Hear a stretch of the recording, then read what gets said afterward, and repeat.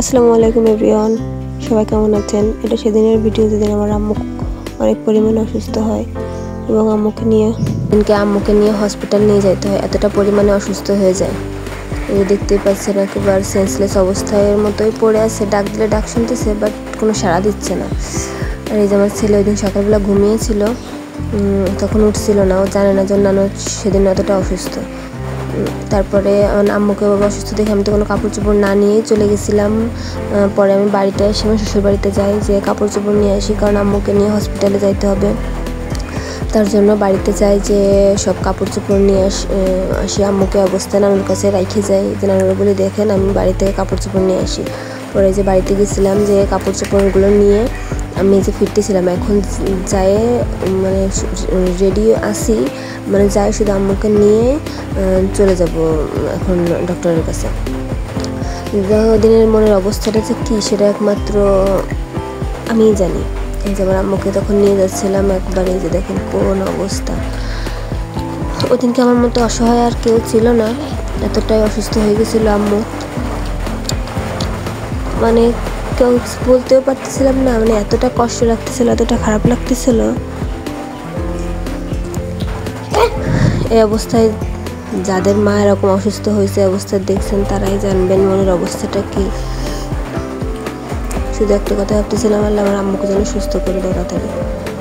এভাবে নিয়ে যাই হসপিটালে, নিয়ে ডাক্তার দেখাই। ওই দিন ডাক্তার দেখায়, পরে হসপিটালে তারাই ভর্তি করে দেয়। বাড়ি থেকে ডক্টর দেখানো হয়, সব টেস্ট দেয়, সেগুলো করে তারপরে হসপিটালে তারাই ভর্তি করে দেয়, হসপিটালে থাকতে বলে।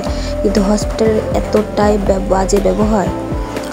যেদিন নিয়ে যাই সেদিন থাকে বৃহস্পতিবার, সেদিন আমরা যাওয়ার পরে কোনো ডক্টর পাই না। মানে বাইরে থেকে দেখায় ভর্তি করা হয়, তখন আর কোনো ডক্টর আসে না, শুধু নার্সরা থাকে। আর যেহেতু আমরা বাইরে থেকে ডক্টর দেখাইছি, সেই জন্য আমাদের ভিতরে কোনোভাবে দেখতেছিল না, কোনো ডাক্তার তো আসতেছিল না। নার্সরা মানে নার্সদের তো ডাইকে আনতে আসছিল। যখন একটু বেশি অসুস্থ হয়ে যাচ্ছিলো, ইমার্জেন্সিতে দৌড়ে যাচ্ছিলাম, যে মেডিসিনটা লিখে দিচ্ছিল ওইটা বাইরে থেকে এনে তারপরে আম্মুকে খাওয়াচ্ছিলাম। তারপরে একটু সুস্থ হচ্ছিল। এভাবে করে শুক্রবারও থাকি আমরা ওইখানে, শনিবারও থাকি না, শনিবার দিন নিয়ে চলে আসি। যেহেতু ডাক্তার দেখতেছিল না, সেদিন তো আর কি করব, আমরা নিয়ে চলে আসি। মানে আম্মু মানে হালকা একটু সুস্থ হয়েছিল।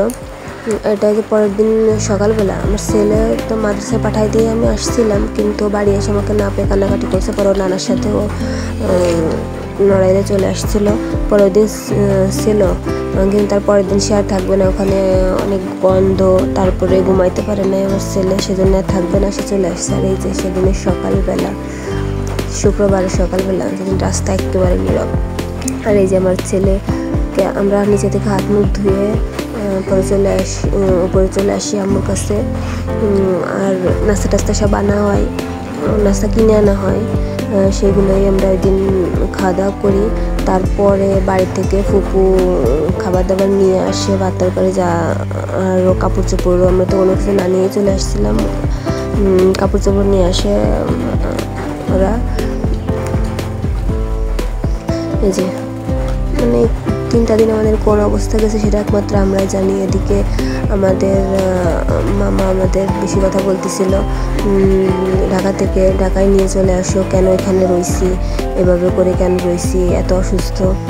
কিন্তু আমার আম্মু যাইতে চাচ্ছিল না, বলছিল দেখি এখানে থেকে কি হয়। দেখেন হসপিটালের অবস্থা কি নোংরা আর কি পরিবেশ। আর হসপিটালে এত পরিমাণে রুগী যে মানুষ ঠিকমতো চলাফেরা করার জায়গা নেই। আর এই যে নাস্তা নিয়ে আসছিল, পরে সবাই মিলে আমরা নাস্তা করি। এই যে আমার ছেলেও নাস্তা খাচ্ছিল, সবাই মিলে যে এখানে একসাথে বসে নাস্তা টাস্তা করি। তারপরে যে আমার আম্মুর কফি খাইতে ইচ্ছা করছিল, কিন্তু বাইরে যেয়ে পাওয়া যায় না। দুধ চা খাইতে ইচ্ছা করছিল, কিন্তু বাইরে পায় না। রং চা পাই, তাই নিয়ে আসি, কিন্তু সেটা আম্মু খাইতে পারে না, একবার তিতা, কোনো মিষ্টি টিষ্টি কিচ্ছু দেয় না। তারপরে যে ভিতরে আসে, আর এই লোকটার কথা আপনাদের শোনাতে পারলাম না, কত ধরনের যেন 100 কয় আইটেমের চা ছিল এনার কাছে, কত জানি বলছিল, এক্সাক্ট মনে নেই। পরে এখান থেকে দুধ চা দেয়, ওখান থেকে আম্মু খায়।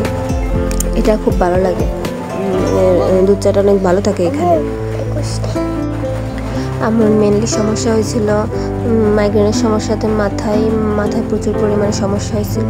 তারপরে প্রেশার অতিরিক্ত বেড়ে গেছিলো, মানে মানুষের শরীরে যতটুকু বেড়ে যাওয়ার কথা তার তো অতিরিক্ত বেড়ে গেছিলো। আর তার উপরে গ্যাস ফর্ম করছিল। আর মানুষের যখন সমস্যা হয় তখন একটা হয় না, কয়েকটা মিলে তারপরে সমস্যা হয়। আর সমস্যা তো হইতে মানে সময় লাগে না, কিন্তু এগুলো তো ঠিক হইতে সময় লাগে। আর এই যেমন নানু আসছিল, মামারা আসছিল, তাই যেমন নানুর সাথে আমার ছেলে চলে যাচ্ছিলো। আমি এবার নিচে আগায় দিয়ে গাড়িতে উঠাই দিতে যাচ্ছিলাম, যে গাড়িতে উঠাইতে এসে আমার ছেলে যে আইসক্রিম খেতে চাইছে, ওইগুলো ওকে কিনে দেবো, তাই গেছিলাম নিচে আইসক্রিম কিনে দিয়ে ওকে আইসক্রিম কিনে দিয়ে আমার নানুর আর আমার ছেলের গাড়িতে উঠাই দিয়ে তারপর আসা। যেহেতু আমরা এখানে খাওয়া দাওয়া করতেছি, সেহেতু থালাবাটি মাজার মানে কিচ্ছু ছিল না, তাই ছোটো এক প্যাকেট হুইল পাউডার আর ওই যে থালাবাটি মাজার, ওইটা আমার ছেলের হাতে যেটা দেখতেছেন, ওইগুলো কিনে নিয়ে তারপরে ওদের গাড়িতে উঠাই দিয়ে আমি এবার উপরে চলে আসি আম্মুর কাছে। মানে কি বলবো, কয়টা দিন যে আমাদের উপর দিয়ে কী গেছে। আর তারপরে তো আমার আম্মু ভালো করে সুস্থ হয়নি, আর এখনও হয়নি। আম্মুকে পরবর্তীতে ঢাকা নিয়ে যায়, ওগুলোর ব্লগও পাবেন আপনারা আস্তে আস্তে আমি শেয়ার করবো কয়েকদিনে। আম্মু অসুস্থতার জন্য আমি ঠিকমতো ভিডিও শেয়ার করতে পারিনি, শুধু ছোটো ছোটো শর্ট ভিডিওগুলো ছাড়ছি। এখন আপাতত এখন একটু ভালো আছে, এখন আগের থেকে অনেকটা সুস্থ হয়েছে। ঢাকায় নিয়ে যাওয়া হয়েছিল, তারপরে ওখান থেকে ডাক্তারটা দেখাই নিয়ে আসছি, বাড়িতে চলে আসছি আমরা। ওগুলো আস্তে আস্তে দিব। আর এই যে ওদের গাড়িতে উঠাই দিচ্ছিলাম, গাড়িতে উঠাই দিয়ে তারপরে যে আমি এবার ফিরে যাই, এই যে গাড়িতে বসায় টসায় দিয়ে তারপরে আমি চলে যাই উপরে। ওখানেও থাকতে যাচ্ছিল না আমার ছেলে, ওখানে অনেক গন্ধ আর ওর বেশি খারাপ লাগতেছিল, ওগুলো সহ্য করতে পারতেছিল না, ছোটো মানুষ তো সেজন্যে। তারপরে যে আমি যেগুলো কিনছি ওগুলো নিয়ে যে উপরে যাচ্ছি। আবার দোতলায় ছিল আমার আম্মু, নড়াইল সদর হাসপাতাল। এটা এতটা বাজে হয়েছে, ডক্টরগুলো খারাপ, নার্সগুলো আরও খারাপ, আর যে পরিবেশ, এই যে এখানে ফুপু ছিল, ফুপু বোন ছিল,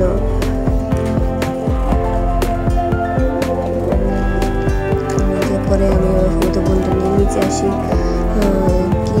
পানি নেওয়ার জন্য নিচে আসি। পানি শেষ হয়ে গেছিলো, তাই ওকে নিয়ে নিচে এসে আবার পানি টানি ভরে নিয়ে তারপরে আবার উপরে চলে যাই আমরা। পরে ওখানে দোকান থেকে কি একটা খাইতে চাই, ওগুলাও কিনে দিয়ে পানি ভরে নিয়ে আবার দুজনে চলে যাই। কিন্তু দুজনে আসছিলাম, আর পুকুরে আম্মুর কাছে রেখে আসছিলাম, ওখানে তো আর কেউ নেই, তাই পুকুরে আবার বাড়ি চলে যাবে না, তার জন্য নিচে আবার ওরে নিয়ে আসছি যা লাগে সেটা নেওয়ার জন্য। এই যে তারপরে আমরা যেদিন বাড়ি চলে আসি, তারপরে সেদিনই ওই যে আমার ছেলে মাদ্রাসা থেকে দৌড়ে আসে, এসে দেখে যে আমরা চলে আসছি। আজকে এই পর্যন্ত, সবাই ভালো থাকবেন, আল্লাহ হাফেজ।